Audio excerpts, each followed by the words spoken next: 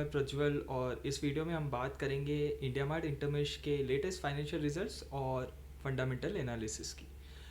Start करते हैं उसके बिजनेस मॉडल को समझने से, फिर देखेंगे हम इस क्वार्टर के रिजल्ट्स। सो इंडिया मार्ट ये है इंडिया का largest online B2B market place. तो जैसे रिटेलर्स के लिए हम अमेज़ोन या फ्लिपकार्ट से शॉपिंग करते हैं, वैसे ही इंडिया मार्ट पे जो बिजनेसमैन होते हैं या MSMEs होते हैं वो सप्लायर्स से शॉपिंग करते हैं। इसको इंडिया का अली बाबा भी कहा जाता है और इसको MSME का पोस्टर बॉय भी बोला जाता है। इन्होंने अपने प्रेजेंटेशन की पहली स्लाइड पे लिख रखा है कि मेक डूइंग बिजनेस ईजी। तो बेसिकली ये इस बिज़नेस में है कि बिजनेसमैनों की लाइफ कैसे ईजी करें, और वो करते हैं ये इनके ऑनलाइन प्लेटफॉर्म से। यहाँ पे हम देख सकते हैं कि इन्होंने इंडिया का मैप बना रखा है और अलग अलग प्रोडक्ट्स डिस्प्ले कर रखे हैं। तो ये बेसिकली सिग्निफाई करता है कि ये पूरे इंडिया में इंडिया के मार्केट लीडर है, पूरे इंडिया में मौजूद है और अलग अलग टाइप के प्रोडक्ट्स सप्लाई करते हैं। तो देखते हैं बेसिकली इनका मॉडल कैसा है। इसके लिए हाँ, तो ये इनका पिरामिड है। तो ये पैसा कैसे कमाते हैं? तो बेसिकली क्या है कि ये जो बायर्स होते हैं प्लेटफॉर्म पे, उनसे कुछ भी चार्ज नहीं करते हैं, ये चार्ज करते हैं सेलर से। तो कोई भी सेलर अपना प्रोडक्ट लिस्ट करवाता है और उन सेलर से ये चार्ज करते हैं। और उसका मॉडल कैसा है कि ताकि प्लेटफॉर्म पे ज़्यादा से ज़्यादा सेलर्स और बायर्स आएँ, इसलिए ये स्टार्ट करते हैं फ्री सप्लायर से। तो हम पिरामिड के सबसे नीचे देख सकते हैं कि ये यहाँ पे होते हैं फ्री सप्लायर्स। तो इस स्टेज पे सप्लायर्स बस प्लेटफॉर्म पर आए हैं, चेक कर रहे हैं, एक्सप्लोर कर रहे हैं और बस स्टार्ट करते हैं प्रोडक्ट यूज़ करना। यहाँ पे वो रेवेन्यू कुछ भी जनरेट नहीं करते, बट यहीं पर अधिकतर सप्लायर्स होते हैं। फिर धीरे धीरे वो कन्वर्ट करना स्टार्ट करते हैं टू प्रीमियम सप्लायर्स। तो फिर बेसिकली क्या होता है कि जैसे प्लेटफॉर्म के साथ यूज टू हो जाते हैं सप्लायर्स, तो उन्हें बेसिकली कुछ फीचर्स होते हैं, जैसे कि बायर प्रोफाइल दे दिया है और टेली मार्केटिंग, CRM, ये सारे फीचर्स के साथ उन्हें पेड सब्सक्राइबर्स बनाया जाता है। तो बेसिकली इनके 3-4 सब्सक्रिप्शंस हैं, silver monthly, silver annual, gold, platinum.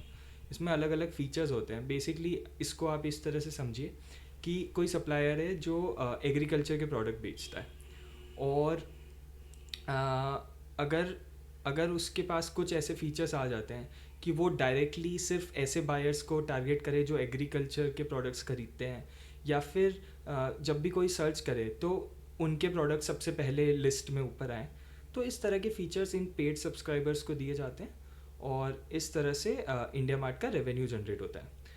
यहाँ पर हम देखें तो बेसिकली टॉप 1%, यानी कि 2000 सप्लायर्स से इनका 17% ऑफ रेवेन्यू, टोटल रेवेन्यू का 17% सिर्फ टॉप 1% सप्लायर से आता है और ऑलमोस्ट 50%, यानी कि ऑलमोस्ट आधा रेवेन्यू जो है वो टॉप 10% सप्लायर से आता है। टोटल सप्लायर्स जो पे करते हैं इनको हैं वो करीब 2,18,000 हैं इस प्लेटफॉर्म पे। और इसी तरह से इनका आरपू दे रखा है, जो कि होता है एवरेज रेवेन्यू पर यूज़र।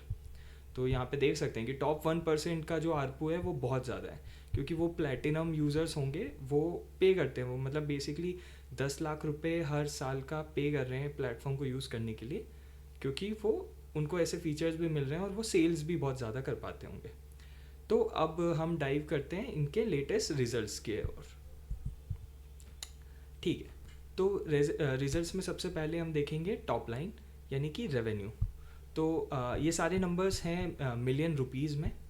इनका जो रेवेन्यू फ्रॉम ऑपरेशंस आया है वो आया है 3477 मिलियन, यानी कि 347 करोड़, जो कि पिछले क्वार्टर से लगभग 4-5% बढ़ा हुआ है, which is a very good thing. और अगर हम ईयर ऑन ईयर देखें, यानी कि पिछले साल के नंबर्स देखें, तो वहाँ से ये करीब करीब 20% ज़्यादा बताया जा रहा है। और इसी तरह से अगर मैं टोटल रेवेन्यू ही देख लेते हैं, क्योंकि उसमें अदर इनकम भी ऐड हो जाता है, तो टोटल रेवेन्यू इस क्वार्टर का आया है 413 करोड़ रुपए, जो कि सिमिलरली पिछले क्वार्टर से करीब करीब 10-12% ऊपर है। और पिछले साल से तो ऑलमोस्ट 25% की ईयर ऑन ईयर ग्रोथ है, जो कि बहुत ही अच्छा है करंट सिचुएशंस को देखते हुए। अभी मैं एक चीज़ करता हूँ, बेसिकली मैं क्या करता हूँ कि क्योंकि ये इनके जो रेवेन्यूज़ हैं वो कंसिस्टेंटली ग्रो हो रहे हैं और इसमें कोई सीजनलिटी नहीं है, तो मैं मानता हूँ कि ये 413 करोड़ जो है इतना तो नेक्स्ट क्वार्टर्स में आएंगे ही। इस के साथ मैं इसको इंटू 4 कर लेता हूँ, तो बेसिकली करीब करीब 1600-1700 करोड़ रुपए का इनका FY25 का रेवेन्यू प्रोजेक्ट कर सकते हैं हम। और पिछले साल का जो रेवेन्यू था वो 1400 करोड़ था, तो 1400 करोड़ से करीब 1600-1700 करोड़, तो ये इजीली 15-18 या 20% का रेवेन्यू ग्रोथ दिखा रहे हैं, विच इज़ रियली गुड। ठीक है, अभी हम बात करते हैं इनके एक्सपेंसेस पे। तो आप एक्सपेंसेस देखोगे तो जैसे रेवेन्यू में क्वार्टर ऑन क्वार्टर और ईयर ऑन ईयर कुछ ग्रोथ थी, बट एक्सपेंसेस में इस बार कुछ भी ज़्यादा ग्रोथ नहीं आई है। इसका मतलब कि इन्होंने अपने मार्जिन या अपनी एफिशिएंसी बहुत बढ़ाई है। सो इसका मतलब बेसिकली ये होगा कि इनके प्रॉफिट बहुत बढ़ गए होंगे। तो हाँ, हम देखते हैं प्रॉफिट बिफोर टैक्स, जिसे एबिट भी बोला जाता है। एबिट आया है 177 करोड़, और क्वार्टर ऑन क्वार्टर ये था पिछले क्वार्टर में, मतलब 151 करोड़। तो वहाँ से वापस देखें तो करीब 20% का ग्रोथ क्वार्टर ऑन क्वार्टर है, तो बहुत ही अच्छा। नहीं, 20 नहीं है, ऑलमोस्ट 15% का ग्रोथ है, which is amazing. But year on year हम देखें तो ये ग्रोथ 70-80% टाइप लग रहा है। बट इससे डिसीव ना हो, ये नेट प्रॉफिट का कंसिस्टेंट 70% ग्रोथ नई कंपनी दिखाने वाली है। ये बेसिकली लास्ट ईयर में इन्हें थोड़े से इश्यूज आए थे प्रॉफिट में। कुछ वन टाइम लॉसेस थे, वन टाइम एक्सपेंसेस थे, इसकी वजह से ये थोड़ा ज़्यादा आ रहा है क्योंकि लोअर बेस पे था।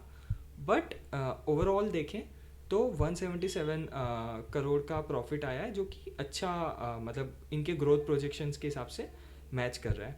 और टैक्स एक्सपेंसेस वगैरह सबको हटाने के बाद हम देखें तो फाइनली जो नेट प्रॉफिट आया है, ये नंबर जिसे बोलते हैं बॉटम लाइन, जो कि सबसे इम्पॉर्टेंट होता है। मतलब दो नंबर सबसे इम्पॉर्टेंट होते हैं, वो होता है रेवेन्यू और उसके बाद नेट प्रॉफिट। तो नेट प्रॉफिट बता रहे हैं ये 135 करोड़।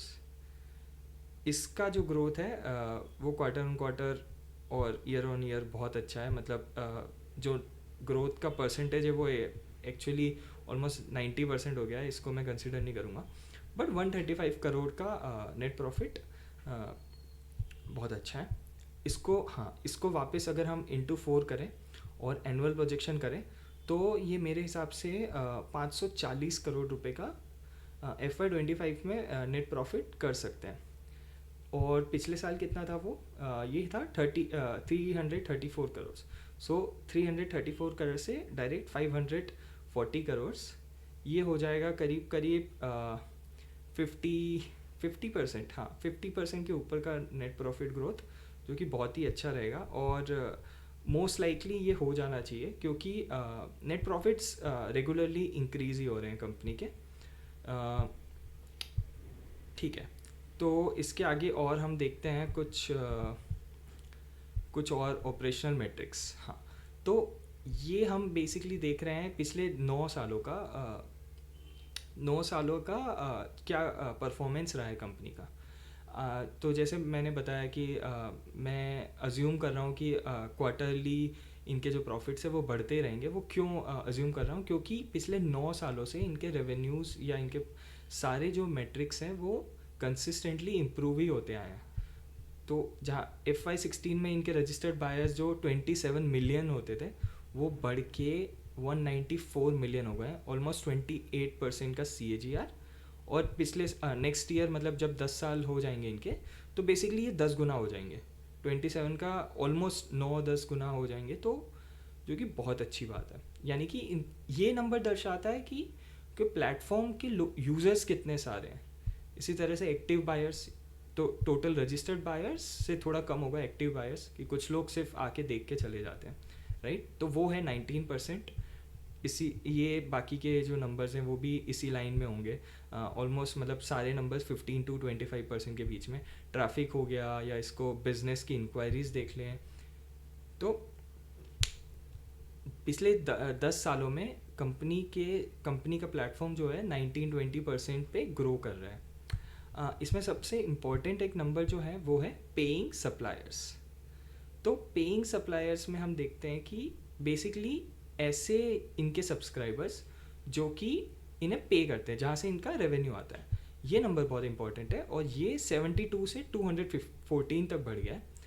तो बेसिकली 15% का growth number of paying suppliers में आया है, जो कि एक बहुत अच्छा नंबर है।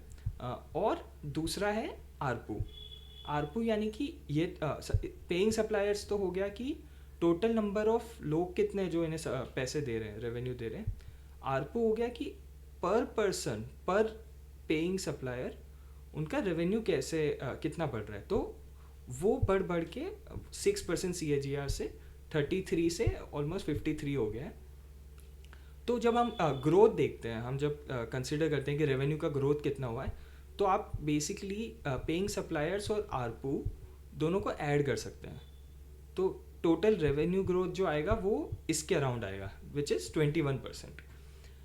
तो रिसेंट क्वार्टर में क्या हुआ है कि पेइंग सप्लायर्स का ग्रोथ थोड़ा कम हो गया है, मतलब बेसिकली सप्लायर्स कम ऐड हो रहे हैं और इन्होंने आरपू बढ़ा दिया, मतलब मार्जिन बढ़ा दिया है।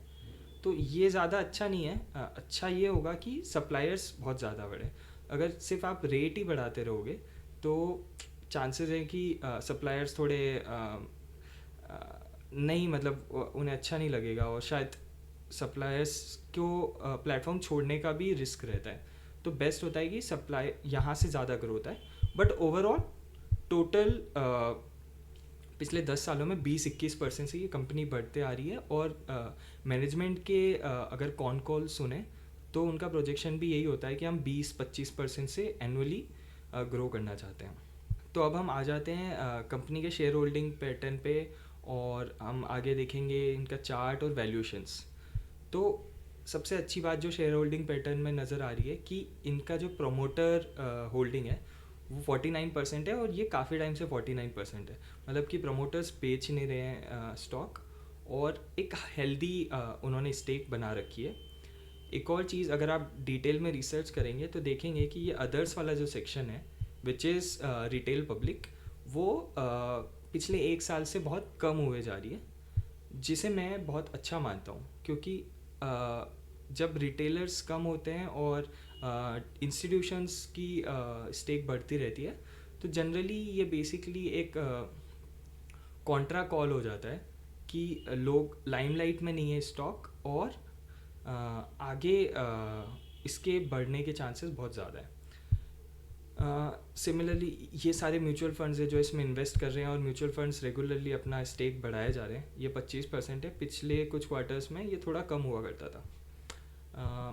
ये एक चीज़ हो गई। इसके बाद हम देख लेते हैं बेसिकली इसका चार्ट।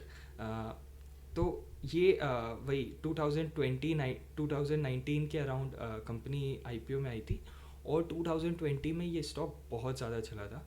1000 से लेकर ये लगभग 4000 तक चला गया था।